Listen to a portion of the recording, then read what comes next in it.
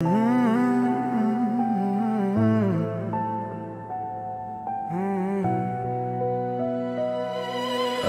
au trecut, dar sufletul a rămas acolo, la masă unde lipsea un loc.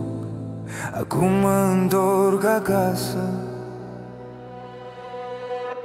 Pașii mei ating iar pământul vechi, casa e tot acolo, dar ochii sunt alte vârste. Copiii nu mai aleargă în poartă ca ieri. Acum mă privesc ca pe un vis ce-a durut în tăcere. Le spun, tata s-a întors, dar tremur în glas, că timpul n-a stat și dorul s-a făcut ceas. Bunica e acolo, cu mâini obosite, ea a fost mama lor când eu eram departe, zdrobit.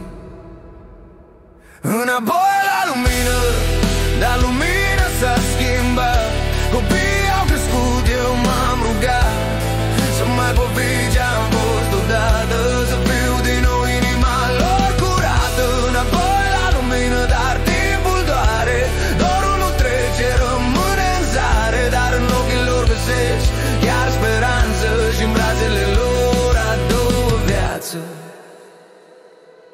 Încerc să recuperez am pierdut din nou, cu povești la cină și cu flori. Le spun iertați-mă, dar nu cuvinte, ci cu fapte mici și lacrimi fierbinți. Bunicii privesc și zâmbesc în tăcere, știu cât de grea e dorința de a fi părinte. Ei au crescut lumina în absența mea, eroi fără glas, din dragoste grea. Nu mai plec nicăieri, jur sub cer, aici e tot ce contează, sincer. Familia mea, rădăcina mea, acum știu bogăția nu-i în bani, ci în inima ta.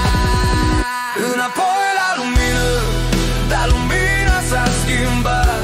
Copiii au crescut, eu m-am rugat să mai pot fi ce-am fost odată, să fiu din nou inima lor curată. Înapoi la lumină, dar timpul doare, dorul nu trece, rămâne în zare, dar în ochii lor găsesc chiar speranță și în brațele lor a doua viață.